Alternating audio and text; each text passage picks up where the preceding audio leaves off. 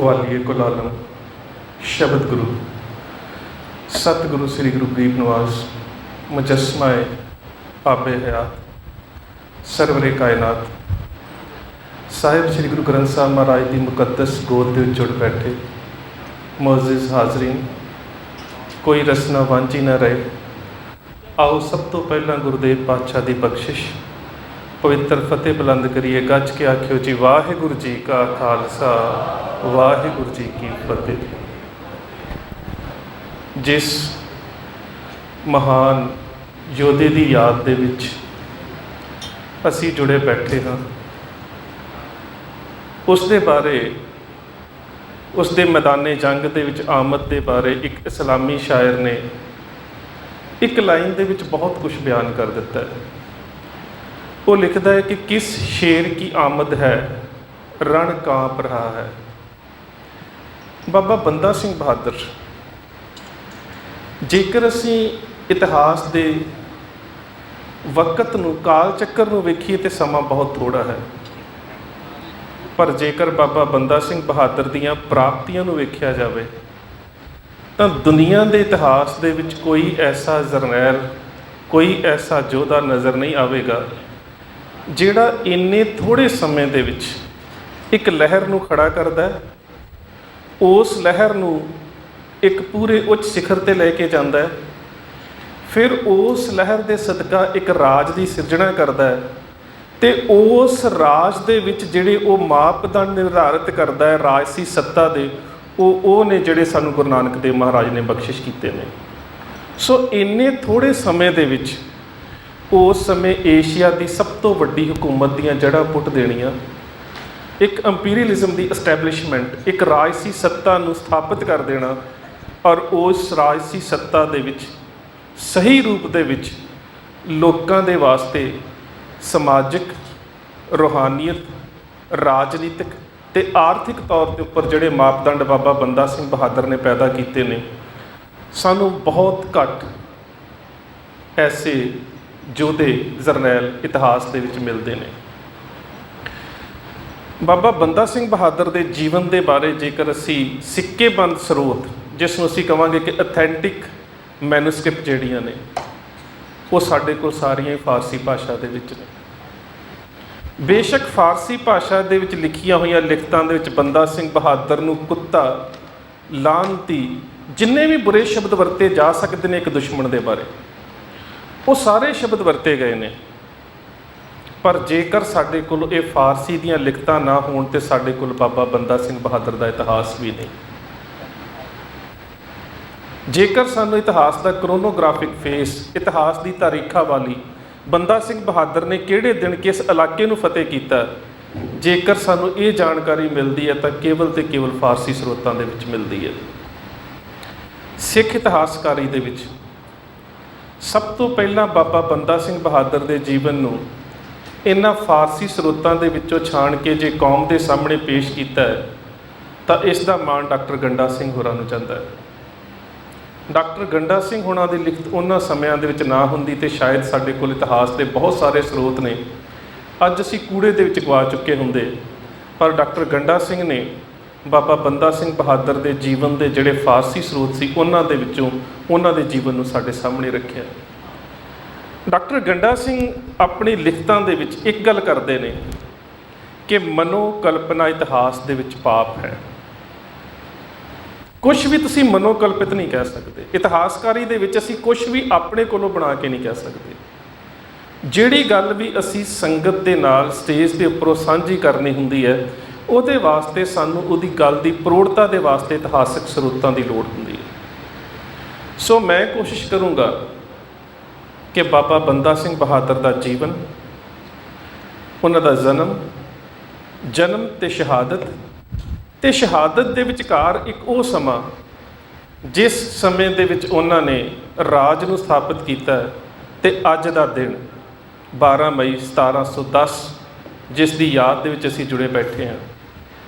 ਮੈਂ ਉਹਨਾਂ ਦੇ ਜੀਵਨ ਨੂੰ ਉਹਨਾਂ ਦੇ ਪਿੰਡ ਤੋਂ ਇਸ ਕਰਕੇ ਸ਼ੁਰੂ ਕਰਨਾ ਚਾਹੁੰਦਾ ਕਿਉਂਕਿ ਦਫ਼ਤਰ ਦੇ ਵਿੱਚ ਬੈਠਿਆਂ ਵੀ ਗੱਲ ਹੋ ਰਹੀ ਸੀ, ਇੱਕ ਟ੍ਰੈਜਡੀ ਕਹਿ ਲਈਏ, ਇਤਿਹਾਸ ਦੀ ਤਰਾਸਦੀ ਕਹਿ ਲਈਏ ਕਿ ਸਹੀ ਰੂਪ ਦੇ ਵਿੱਚ ਅਜੇ ਤੱਕ ਸਿੱਖਾਂ ਦਾ ਕੋਈ ਵੀ ਇਤਿਹਾਸ ਰਿਸਰਚ ਬੋਰਡ ਨਹੀਂ ਹੈ ਕਿ ਅਸੀਂ ਮਿਲ ਬੈਠ ਕੇ ਆਪਣੇ ਇਤਿਹਾਸ ਦੀਆਂ ਤਰੀਕਾਂ ਨੂੰ ਤੇ ਆਪਣੇ ਨਾਇਕਾਂ ਦੇ ਜੀਵਨ ਤੇ ਜਨਮ ਅਸਥਾਨ ਨੂੰ ਨਿਰਧਾਰਿਤ ਕਰ ਸਕਦੇ।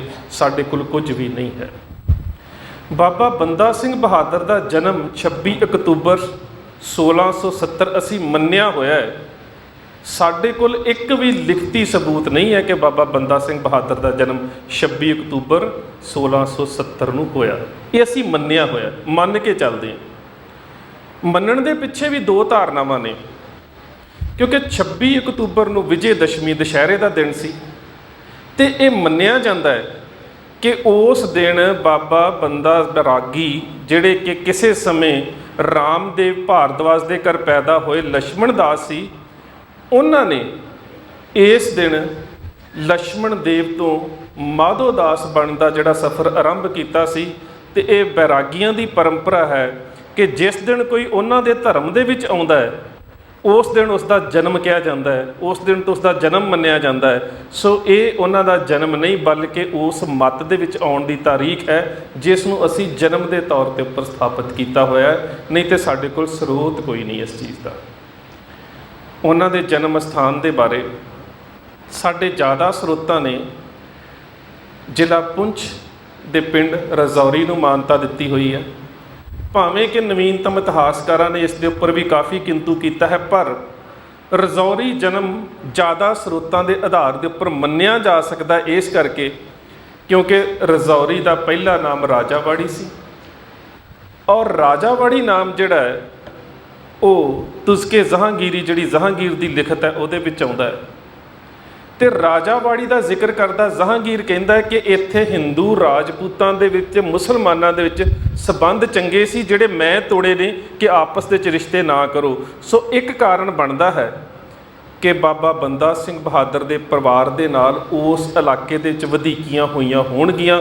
ਔਰ ਦੂਸਰੀ ਗੱਲ ਕਿ ਜਦੋਂ ਅਪ੍ਰੈਲ 1715 ਨੂੰ ਗੁਰਦਾਸ ਨੰਗਲ ਦੀ ਗੜੀ ਦੇ ਵਿੱਚ ਬਾਬਾ ਬੰਦਾ ਸਿੰਘ ਬਹਾਦਰ ਨੂੰ ਘੇਰਾ ਪੈਂਦਾ ਹੈ, ਉਸ ਘੇਰੇ ਦੇ ਵਿੱਚ ਵੀ ਰਜੌਰੀ ਦਾ ਹਾਕਮ ਸ਼ਾਮਲ ਹੈ। ਇਹ ਦੋ ਪ੍ਰੂਫ ਸਾਨੂੰ ਉਸ ਰਸਤੇ ਤੱਕ ਲੈ ਕੇ ਆਉਂਦੇ ਨੇ ਕਿ ਬਾਬਾ ਬੰਦਾ ਸਿੰਘ ਬਹਾਦਰ ਦਾ ਜਨਮ ਅਸਥਾਨ ਰਜੌਰੀ ਮੰਨ ਲਿਆ ਜਾਵੇ। ਇਹ ਦੋ ਸਬੂਤ ਨੇ। ਬਾਕੀ ਸਾਡੇ ਕੋਲ ਜਿਹੜੇ ਸਥਾਨ ਮੰਨੇ ਜਾਂਦੇ ਨੇ ਤਸ਼ਲ ਜਾਂ ਪੰਜਾਬ ਦਾ ਇਲਾਕਾ, ਇਹਦੇ ਬਾਰੇ ਸਾਡੇ ਕੋਲ ਸਬੂਤ ਕੋਈ ਨਹੀਂ।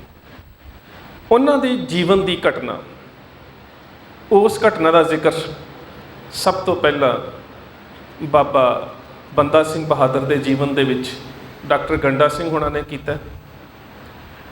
ਉਸ ਘਟਨਾ ਨੂੰ ਅਸੀਂ ਸਾਰੀ ਇਤਿਹਾਸਕਾਰੀ ਦੇ ਵਿੱਚ ਜਾਂ ਸਾਡੀ ਜਿਹੜੀ ਕਥਾ ਦੀ ਸ਼ੈਲੀ ਹੈ ਉਸ ਪਰੰਪਰਾ ਦੇ ਵਿੱਚ ਅਸੀਂ ਇਸ ਗੱਲ ਦੇ ਨਾਲ ਜੋੜਦੇ ਹਾਂ ਕਿ ਆਪਣੇ ਪਰਿਵਾਰਕ ਕਿੱਤੇ ਦੇ ਅਨੁਸਾਰ ਇਹ ਖੇਤੀਬਾੜੀ ਕਰਦਾ ਪਰਿਵਾਰ ਸੀ, ਸ਼ਿਕਾਰ ਕਰਨਾ ਇਹਨਾਂ ਦਾ ਪੇਸ਼ਾ ਸੀ।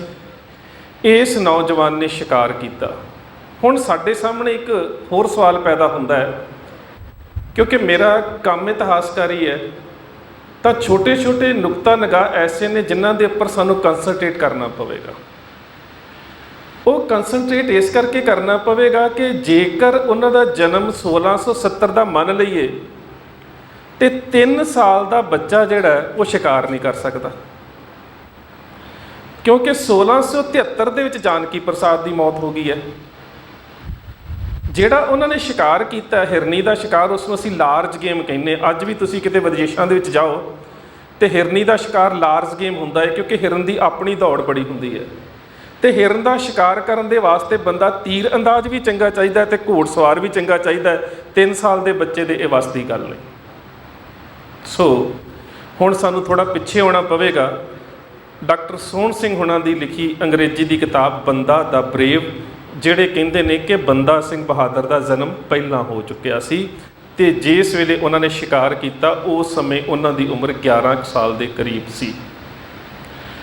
ਬੰਦਾ ਸਿੰਘ ਬਹਾਦਰ, ਅਸੀਂ ਗੱਲ ਲਛਮਣ ਦੇਵ ਤੋਂ ਸ਼ੁਰੂ ਕਰਾਂਗੇ, ਬਚਪਨ ਦੇ ਨਾਮ ਤੋਂ। 11 ਸਾਲ ਦੀ ਉਮਰ ਦੇ ਵਿੱਚ ਸ਼ਿਕਾਰ ਕੀਤਾ। ਹਿਰਨੀ ਦਾ ਸ਼ਿਕਾਰ ਮਾਸ ਵਾਸਤੇ ਕੀਤਾ। ਹਿਰਨ ਦਾ ਸ਼ਿਕਾਰ ਵੀ 2 ਤਰੀਕਾਂ ਵਾਸਤੇ ਕੀਤਾ ਜਾਂਦਾ ਹੈ। ਇੱਕ ਸ਼ਿਕਾਰ ਕੀਤਾ ਜਾਂਦਾ ਹੈ ਮਿਰਗ ਦੇ ਵਿੱਚੋਂ ਜਿਹੜੀ ਕਸਤੂਰੀ ਹੈ ਉਸ ਨੂੰ ਕੱਢਣ ਦੇ ਵਾਸਤੇ। ਜਿਹੜਾ ਮਿਰਗ ਦੇ ਵਿੱਚੋਂ ਕਸਤੂਰੀ ਕੱਢਣ ਦੇ ਵਾਸਤੇ ਸ਼ਿਕਾਰ ਕੀਤਾ ਜਾਂਦਾ, ਉਸ ਦੇ ਵਿੱਚ ਮਿਰਗ ਨੂੰ ਮਾਰਿਆ ਨਹੀਂ ਜਾਂਦਾ। ਮਿਰਗ ਨੂੰ ਘੰਡੇ ਹੇੜੇ ਦੇ ਰਾਗ ਦੇ ਸਦਕਾ ਉਸ ਦੇ ਕੋਲ ਬੁਲਾਇਆ ਜਾਂਦਾ, ਜਿਸ ਦੇ ਅਨੇਕਾਂ ਪ੍ਰਮਾਣ ਸਾਨੂੰ ਗੁਰਬਾਣੀ ਦੇ ਵਿੱਚ ਵੀ ਮਿਲ ਜਾਣਗੇ ਕਿ ਮਿਰਗ ਜਿਹੜਾ ਹੈ ਉਹ ਰਾਗ ਦੇ ਉੱਪਰ ਮੋਹਿਤ ਹੋ ਕੇ ਕਿਸ ਤਰ੍ਹਾਂ ਆ ਜਾਂਦਾ ਹੈ। ਦੂਸਰਾ ਸ਼ਿਕਾਰ ਕੀਤਾ ਜਾਂਦਾ ਉਸ ਦੇ ਮਾਸ ਦੇ ਵਾਸਤੇ। ਜਿਹੜਾ ਸ਼ਿਕਾਰ ਲక్ష్మణ ਦੇਵ ਨੇ ਕੀਤਾ ਉਹ ਕਸਤੂਰੀ ਵਾਸਤੇ ਨਹੀਂ ਕੀਤਾ, ਉਹ ਮਾਸ ਦੇ ਵਾਸਤੇ ਕੀਤਾ। ਉਸ ਦਾ ਪੇਟ ਚਾਕ ਕੀਤਾ। ਇਤਿਹਾਸਕ ਸਰੋਤ ਦੱਸਦੇ ਨੇ ਕਿ ਉਹ ਮਾਦਾ ਹਿਰਨ ਸੀ, ਗਰਭਵਤੀ ਸੀ। ਇਸ 11 ਸਾਲ ਦੇ ਬੱਚੇ ਦੇ ਸਾਹਮਣੇ ਉਸ ਦੇ ਪੇਟ ਦੇ ਵਿੱਚੋਂ 2 ਛੋਟੇ ਬੱਚੇ ਨਿਕਲੇ ਤੇ ਉਹਦੀਆਂ ਅੱਖਾਂ ਦੇ ਸਾਹਮਣੇ ਤੜਫ ਕੇ ਮਰ ਗਏ। ਹੁਣ 3 ਮੌਤਾਂ ਉਹ ਬੱਚਾ ਆਪਣੇ ਸਾਹਮਣੇ ਵੇਖ ਰਿਹਾ। ਇੱਕ ਤੇ ਉਸਨੇ ਹਿਰਨੀ ਨੂੰ ਤੀਰ ਮਾਰਿਆ, ਹਿਰਨੀ ਜ਼ਖਮੀ ਹੋ ਕੇ ਡਿੱਗੀ ਹੈ। ਉਸ ਤੋਂ ਬਾਅਦ ਉਹ ਹਿਰਨੀ ਦਾ ਪੇਟ ਚਾਕ ਕਰਦਾ, ਮਾਂ ਦੀ ਮੌਤ ਹੁੰਦੀ ਹੈ ਤੇ ਫਿਰ ਉਸ ਮਾਂ ਦੀ ਗੋਦ ਦੇ ਵਿੱਚ ਉਸਦੇ 2 ਬੱਚਿਆਂ ਦੀ ਮੌਤ ਹੁੰਦੀ ਹੈ। ਮਨ ਉਚਾਟ ਹੋ ਗਿਆ, ਤੀਰ ਤੋੜ ਦਿੱਤੇ, ਖੰਜਰ ਸੁੱਟ ਦਿੱਤਾ। ਜਿਹੜੀ ਉੱਥੇ ਨੇੜੇ ਨਦੀ ਵਗਦੀ ਹੈ, ਅੱਜ ਵੀ ਉਸ ਨੂੰ ਹਿਰਨੀ ਨਦੀ ਕਿਹਾ ਜਾਂਦਾ ਹੈ, ਉਸੇ ਨਾਮ ਦੇ ਉੱਪਰ। ਕਿਤੇ ਤੁਹਾਨੂੰ ਉਸ ਇਲਾਕੇ 'ਚ ਜਾਣ ਦਾ ਮੌਕਾ ਮਿਲੇ ਤੇ ਤੀਰ ਤੋੜ ਦਿੱਤੇ, ਕਮਾਨ ਤੋੜ ਦਿੱਤਾ, ਖੰਜਰ ਸੁੱਟ ਦਿੱਤਾ। ਕਹਿ ਸਕਦੇ ਹਾਂ ਕਿ ਬੱਚਾ ਸ਼ਿਕਾਰ ਵਾਸਤੇ ਗਿਆ ਸੀ ਪਰ ਮਨੋਰੋਗੀ ਹੋ ਕੇ ਘਰ ਆ ਗਿਆ।